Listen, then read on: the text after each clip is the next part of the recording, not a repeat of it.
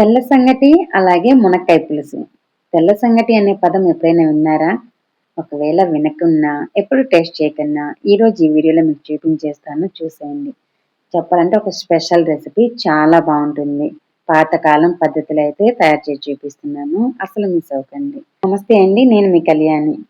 ఈ రెసిపీ నచ్చితే ఒక చిన్న లైక్, సబ్స్క్రైబ్ చేయండి. ఇంకా ప్రాసెస్‌లోకైతే వెళ్ళిపోదాం.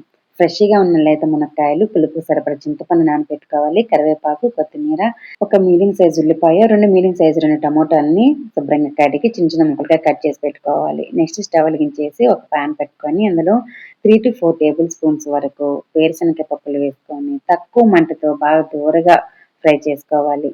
పప్పులు వేయించుకునే దాంట్లోనే ఉంటుంది ఈ కూర కమ్మదనం అంతా. ఇలా దోరగా వేయించుకున్న తర్వాత వీటిని పక్కన తీసి పెట్టుకోవాలి. ఇవి పూర్తిగా చల్లారిపోవాలి. చల్లారిన తర్వాత పొట్టు తీసేసి పెట్టుకోండి. నెక్స్ట్ అదే పాన్ లోనే 2 టేబుల్ స్పూన్స్ వరకు కొత్త ధనియాలు వేసుకోండి. అంటే పాత టీ కూడా అంటే ఓల్డ్ స్టాక్ ఉంటాయి కదా, అవి కాకుండా ఈ సంవత్సరంలో పండినవి లైట్ గా గ్రీన్ కలర్ లో ఉంటాయి, అవి తెచ్చుకోవాలి. అప్పుడే బాగుంటుంది కర్రీ అనేది. 2 టేబుల్ స్పూన్స్ ధనియాలు వేసుకోవాలి. నెక్స్ట్ అందులోకి గుంటూరు ఎండుమిరపకాయలు కారానికి సరిపడా వేసాను. 10 గింజల వరకు మెంతులు వేసాను. ఫ్లేవర్ టేస్ట్ బాగుంటుంది మెంతులు వేయడం వల్ల. ఎక్కువ వేసుకోవద్దండి, చేదు వచ్చేస్తుంది. నెక్స్ట్ అందులోకి 3/4 టీ స్పూన్ వరకు తెల్ల నువ్వులు వేసాను. మీరు కావాలంటే ఈ ప్లేస్ లో నల్లగైనా వేసుకోవచ్చు. వీటన్నిటిని ఫ్రై చేసుకోవాలి. ఈ మునక్కాయ పులుసుకి మీరు ధనియాల పొడి, కారపొడి యూజ్ చేయకూడదు. ఎండుమిరపకాయలు అలాగే ధనియాలు యూజ్ చేయాలి. అప్పుడే ఈ కూర కమ్మదనం అనేది మీకు తెలుస్తుంది అనమాట. ఇక్కడ వేసిన ఇంగ్రీడియంట్స్ వేగిపోయాయి. స్టవ్ అయితే ఆఫ్ చేస్తున్నాను. ఇవన్నీ కూడా పూర్తిగా చల్లారిన తర్వాత గ్రైండ్ చేసుకోవాలి. చల్లారిన తర్వాత గ్రైండ్ చేస్తుంటే అప్పుడే అందులో ఉన్న సువాసన మొత్తం బయటకు వస్తుంది. వేడి మీద అసలు గ్రైండ్ చేయకూడదు. ఇవన్నీ పూర్తిగా చల్లారిన తర్వాత ఒక మిక్సీ జార్ తీసుకొని అందులో వేయించిన వేరుశనగకాయ పప్పులు అలాగే 2 టేబుల్ స్పూన్స్ ఎండు కొబ్బరి ముక్కలు వేసాను. ఈ ప్లేస్ లో మీరు ఎండు కొబ్బరి తురుమైనా వేసుకోవచ్చు. తురుము కన్నా కొబ్బరి యూజ్ చేయండి, బాగుంటుంది. నెక్స్ట్ వేయించిన ధనియాలు, ఎండుమిరపకాయలు వేసేసుకోవాలి. మసాలాకు సరిపడా కొంచెం సాల్ట్ అలాగే వెల్లుల్లి రెబ్బలు కూడా ఒక 6-7 వరకు వేసుకోవాలి. వెల్లుల్లి రెబ్బలు వేయడం వల్ల మంచి ఫ్లేవర్ ఉంటుంది కర్రీకి. ఇక్కడ నేను నీళ్లు వేసుకుంటూ మెత్తగా గ్రైండ్ చేసుకున్నాను. వీలైనంత మెత్తగా అయితే గ్రైండ్ చేసుకుని పక్కన పెట్టుకోండి. నెక్స్ట్ స్టవ్ వెలిగించేసి ప్రెషర్ కుక్కర్ అయితే పెట్టేస్తున్నాను. మీరు కావాలంటే కుక్కర్లో అయినా చేసుకోవచ్చు, లేదంటే ఒక పాత్రలో అయినా తయారు చేసుకోవచ్చు. నేను అర్లీ మార్నింగ్ చేస్తున్నాను, 5 o'clockకి. లంచ్ బాక్స్లో చేస్తున్నానండి. నాకు తొందరగా కావాలని చెప్పేసి నేను కుక్కర్లో అయితే చేస్తున్నాను.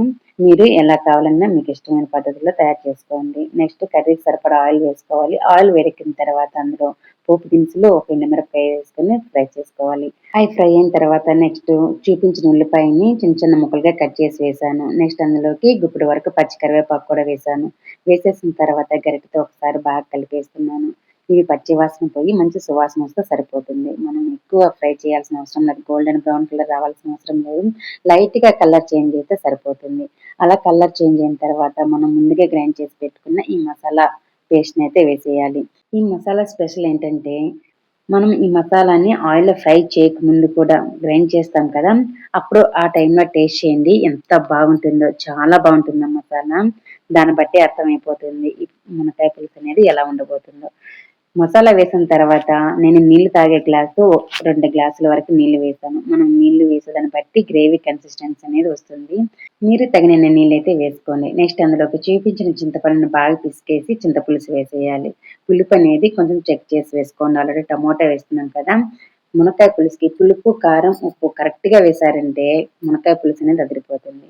చింతపులుసు వేసిన తర్వాత అందులోకి చూపించిన మునక్కాయలు, చూపించిన టమోటాలను చిన్న చిన్న ముక్కలుగా కట్ చేసి వేసుకోవాలి.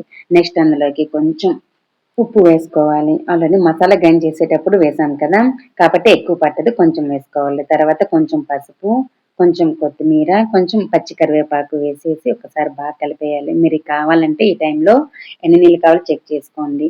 వేరుశనగకాయ పప్పులతో తయారు చేసాం కాబట్టి చల్లారితే ఇది గ్రేవీ అనేది దగ్గర పడుతుంది గట్టిగా. ఇవి చూడటానికి ఈ టైంలో పలుచగా ఉంటుంది, కానీ ఆ వేరుశనగకాయ పప్పులు అనేది ఉడికి మనకి దగ్గర పడుతుంది కాబట్టి మనం ఈ టైంలో తక్కువ నీళ్ళు వేసుకోకూడదు. ఇప్పుడు తక్కువ వేసామంటే అవి చల్లారేసరికి గట్టిగా అయిపోతుంది కర్రీ. ఈ టైంలోనే ఎన్ని నీళ్ళు కావాలో వేసుకోవాలి. తెల్ల సంగటిలోకి మునక్కాయ పులుసు ఉండేలాగా చూసుకోండి. మీరు వేసే నీళ్ళ బట్టి వస్తుంది పులుసు కూడా. అలాగే తయారు చేసుకునే మసాలాను బట్టి, ఇంగ్రీడియంట్స్ వేసుకునే దాన్ని బట్టి కూడా మసాలా అవుతుంది కదా, దాన్ని బట్టి నీళ్లు కూడా వేసుకోవాలి. నేను బాగా కలిపిన తర్వాత మూత పెట్టేసి విజిల్ పెట్టేశాను. 3 విజిల్స్ మీడియం ఫ్లేమ్ లో రానిచ్చేసి ఇంకా స్టవ్ ఆఫ్ చేసి ప్రెజర్ మొత్తం నేనే తీసేసాను. ఎందుకంటే మునక్కాయలు తొందరగా ఉడికిపోతాయి. ఆ ప్రెషర్ అనేది అలా ఉండకూడదు.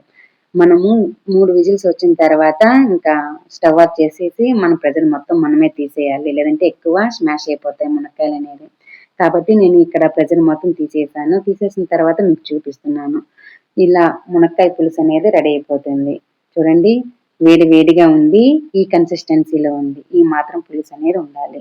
అలా ఉంటేనే బాగుంటుంది. ఇది చల్లారితే ఇంకొంచెం గట్టి పడుతుంది. తర్వాత మీకు చూపిస్తానులేండి. నేను అర్లీ మార్నింగ్ చేశాను కాబట్టి కొంచెం క్లారిటీ వీడియో క్వాలిటీ అనేది తగ్గింది. అది కొంచెం డే టైమ్‌లో చేసుంటే మీకు కొంచెం క్లారిటీ ఉండేది. నేను కొంచెం కొత్తిమీర వేసేసి బాగా కలిపేసానండి. అలా కలిపేసిన తర్వాత మునక్కాయ పులుసు అయితే రెడీ అయిపోతుంది. నెక్స్ట్ తెల్ల సంగటికి ప్రిపేర్ చేసుకుందాం. నాకొక్కదానికే ఇక్కడ ఒక చిన్న గ్లాస్ నిండా రేషన్ బియ్యం అయితే నానపెడుతున్నాను. మీరు ఇంట్లో ఫ్యామిలీ మెంబర్స్‌ని బట్టి బియ్యం అనేది నానపెట్టుకోవాలి. ఇక్కడ నేను ఒక గ్లాసు రైస్‌కి 4:30 గ్లాసు నీళ్ళు వేశాను. నేను రైస్ కొంచెమే తీసుకున్నాను కాబట్టి నాకు వాటర్ కూడా కొన్ని ఎక్స్‌ట్రానే పడతాయి. మీరు రైస్ ఎక్కువ తీసుకుంటే వాటర్ కొంచెం తక్కువ క్వాంటిటీలో వేసుకోండి. అలాగే ఇంకో విషయం కూడాను, మనం రైస్ తీసుకున్న దాన్ని బట్టి ఉంటుందండి. మనం రెగ్యులర్‌గా ఇంట్లో వాడుతూ ఉంటాం కాబట్టి మనకు తెలిసిపోతుంది. రైస్ అనేది అప్పుడే ఆ సంవత్సరమే పండిన రైస్ అయితే మనకి నీళ్ళనేది ఎక్కువ పట్టవు. అదే పాతటియి అనుకోండి, ఆ రైస్ అనేది మనకి ఎక్కువ ఉడకవు. నీళ్ళనేది కూడా ఎక్స్‌ట్రా పడతాయి. కాబట్టి మనం రెగ్యులర్‌గా చేసుకుంటాం కాబట్టి మన ఇంట్లో రైస్ ఎన్ని నీళ్ళకి ఉడుకుతాయో దాన్ని బట్టి నీళ్ళనేది వేసుకొని ఉడికించుకోండి. నేనిక్కడ ఒక గ్లాస్ రైస్‌కి 4:30 గ్లాసు నీళ్ళు వేసేసి అందులో సాల్ట్ వేసేసి బాగా మిక్స్ చేసి హాఫ్ అన్ అవర్ నానపెట్టాను. హాఫ్ అన్ అవర్ నానపెట్టిన తర్వాత స్టవ్ వెలిగించేసి సిమ్‌లోనే ఉడికించుకున్నాను. చాలా తక్కువ మంటతో ఉడికించుకున్నాను. కొంచెమే కదా! ఎక్కువ మంట ఏం పెట్టలేదు. కొంచెమే తొందరగానే అయిపోతుందనేసి నేను తక్కువ మంట పెట్టేసాను. పని చేసుకుంటూ ఉన్నాను. ఈలోపు ఈ విధంగా అయితే ఉడికింది. కొంచెం తేమ ఉనంగానే ఒక కత్తి తీసుకొని బాగా కిలకేయాలి.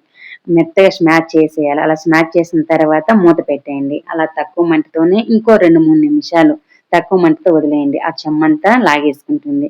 ఆ చెమ్మంతా పోయిన తర్వాత ఇంకా స్టవ్ అయితే ఆఫ్ చేసేయాలి. ఇక్కడ ఒక 2, 3 మినిట్స్ అయిపోయిందండి. స్టవ్ అయితే ఆఫ్ చేశాను. అలా వదిలేయండి ఒక 10 మినిట్స్. ఒక 10 మినిట్స్ వదిలేసిన తర్వాత కన్సిస్టెన్సీ తెల్ల సంగటి అనేది ఈ విధంగా ఉంటుంది. మీరు తెల్ల సంగటి ఎప్పుడు చూడలేదా అని అనుకుంటారు. కడప సైడ్ అప్పుడప్పుడు చేసుకుంటూనే ఉంటారండి. చాలా బావుంటుంది. ఫస్ట్ ఇది రాగి పిండి ఇంట్లో లేనప్పుడు, అవైలబుల్‌గా లేనప్పుడు టౌన్‌కి వెళ్లి తెచ్చుకునేవాళ్ళు.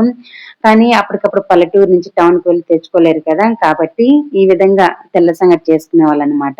అలా చేసుకుంటూ అలవాటైపోయి అది బాగా వాళ్ళ ఫేవరెట్ కిందకి అయిపోయింది.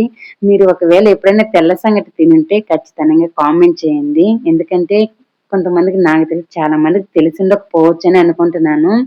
ఒకవేళ తెలిసుంటే సంతోషం. నాతో పాటు చాలా మంది తిన్నారనేసి అయితే అనుకుంటాను. తెల్ల సంగటి అంటే ఇదేనండి. చాలా బావుంటుంది. ఈ మునక్కాయ పులుసులోకి అలా సాఫ్ట్‌గా ఉంటుంది కదా! అంటే వైట్ రైస్ అయినా బావుంటుంది. ఈ మునక్కాయ పులుసులోకి తెల్ల సంగటైనా బావుంటుంది. రాగి సంగటైనా బావుంటుంది. ఈ విధంగా ఒక ప్లేట్‌కి నీళ్ళు అప్లై చేసుకొని కావలసినంత ఈ రైస్ పెట్టేసుకొని ముద్దలాగా చేసుకొని ఒక గిన్నెలో వేసేసుకోవడమే. ఇలా స్పూన్‌కి నీళ్ళు అద్దుకొని ఇలా హోల్ పెట్టేసుకోవాలి. ఆ హోల్ నిండా మునక్కాయ పులుసు వేసేసుకోవాలి అంతే. తెల్ల సంగటి అలాగే అందులో కాంబినేషను మునక్కాయ పులుసు అయితే రెడీ అయిపోతుంది.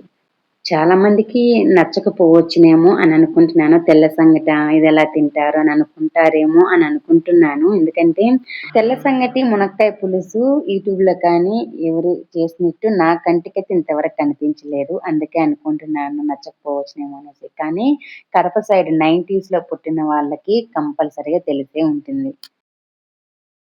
అందుకని అంటున్నాను మీకు నచ్చొచ్చు, నచ్చకపోవచ్చనేసి. ఒకవేళ తినుంటే కామెంట్ చేయండి ఫ్రెండ్స్ కంపల్సరీగా. తెల్ల సంగటిలో ఇలా గుమగుమలాడే మునక్కాయ పులుసు వేసుకొని, అలా ముంచుకొని, నోట్లో పెట్టుకొని తిన్నారనుకోండి, గొంతులో జారిపోతూ, ఆ మునక్కాయ పులుసు టేస్ట్ తెలుస్తూ చాలా బావుంటుంది ఫ్రెండ్స్. అసలు ఆ మునక్కాయ పులుసు గుమగుమలాడిపోతూ ఉంటుంది ఇంట్లో తయారు చేసేటప్పుడు. మన ఇంట్లోనే గాక ఒక 2, 3 వీధులకి వస్తుంది వాసననేది. అంత బావుంటుంది. ఈ తెల్ల సంగటి, మునక్కాయ పులుసు ఎప్పుడు ట్రై చేయకంటే ఒకసారి ట్రై చేయండి ఫ్రెండ్స్ బావుంటుంది. తర్వాత ఒకవేళ మీకు నచ్చితే తర్వాత చేసుకుంటూ ఉంటారు.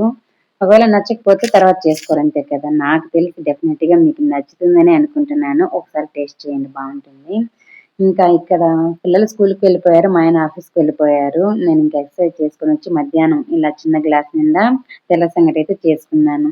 మునక్కాయ పులుసులోకి ఎందుకో తెల్ల సంగటి చేసుకోవాలనిపించింది, అందుకనే పెట్టుకొని తింటున్నాను వేడివేడిగా. అలాగే ఈ తెల్ల సంగటి మునక్కాయ పులుసు ఈ కాంబినేషన్ బాగుంటుంది కదా, నా వ్యూవర్స్ కూడా చూపించాలనేసి అయితే వీడియో షూట్ చేశానండి. ఓకే ఫ్రెండ్స్, ఈ వీడియో ఇంతటితో ముగిచ్చేస్తున్నాను. నచ్చితే ట్రై చేయండి. Take care, by by.